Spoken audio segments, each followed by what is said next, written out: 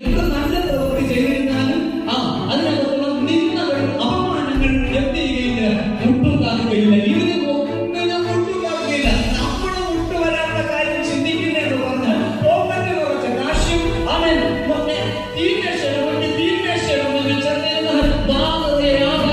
ഇതാണ് നമ്മൾ മുട്ടുവരികയില്ല എന്ന് നമ്മൾ ചിന്തിച്ചുകൊണ്ടിരിക്കുന്ന കാര്യം. ഇല്ലതേ ഇല്ല ദൈവം യഹോവ എന്റെ ഇടനാകുന്നു, എനിക്ക് മുട്ടുണ്ടാകുകയില്ല എന്ന് പറഞ്ഞിരിക്കുന്നതിന്റെ അർത്ഥം എന്ന് പറയുന്നത് ഇതാണ്.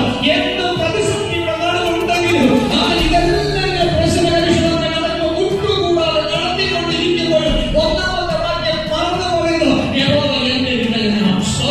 യഹോവ എന്റെ ഇടയനായിരിക്കുന്നത് കൊണ്ട് ഒരു നന്മയ്ക്ക് മുടക്കം വരുത്തുകയില്ല. ദൈവം നന്മ മുടങ്ങാത്ത ദൈവം, നന്മ മുടക്കിക്കളയാത്ത ദൈവം. നേരോടെ നടക്കൂ, നന്മയ്ക്ക് മുടക്കം വരികയില്ല.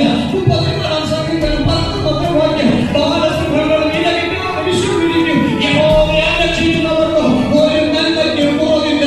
അവന്റെ 103-ാം സങ്കീർത്തനം 5-ാം വാക്യം, നിന്റെ യൗവനം കഴുകനെ പോലെ പുതുക്കി വരുത്തക്കാണ്, അവൻ നിന്റെ വായ്ക്ക് നന്മ കൊണ്ട് തൃപ്തി വരുത്തും.